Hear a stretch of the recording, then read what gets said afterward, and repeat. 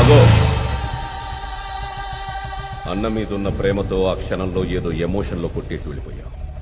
కొట్టేసి వెళ్ళిపోయిన తర్వాత అయినా ఈ మొత్తాలి శివారెడ్డి అనేవాడు పలానా వాడు మామూలోడు కాదు, వాడింకా చావలేదు, హాస్పిటల్లోనే ఉన్నాడు, లేస్తే వస్తాడు, వస్తే ఏసేస్తాడు అని తెలియదురా.